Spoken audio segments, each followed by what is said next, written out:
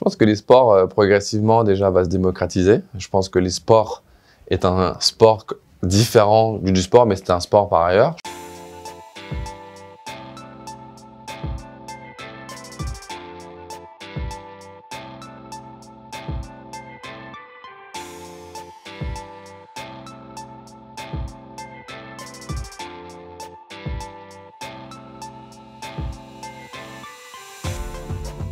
Le gros point commun, c'est compétition. Donc ça, c'est en premier, c'est un gros point commun parce que les gens, ils oublient en fait simplement que c'est une compétition, le e-sport.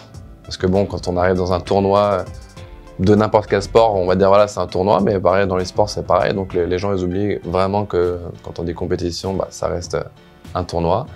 Dans la préparation des sportifs, il faut quand même beaucoup de concentration, beaucoup de technique, beaucoup de temps passé à jouer au jeu, beaucoup de contrôle de soi-même, beaucoup de communication pour chaque jeu d'équipe, beaucoup de stratégie et surtout beaucoup de préparation mentale pour être très performant, chose qu'on retrouve dans un sport classique et chose qui fait que les deux sont deux sports. Je pense que l'e-sport progressivement déjà va se démocratiser. Je pense que l'e-sport est un sport différent du sport, mais c'est un sport par ailleurs. Je pense que, comme j'ai dit, tous les aspects techniques de l'e-sport, de l'e-sportif, de l'e-sport, du jeu, l'aspect mental, l'aspect concentration, fait que c'est incroyable.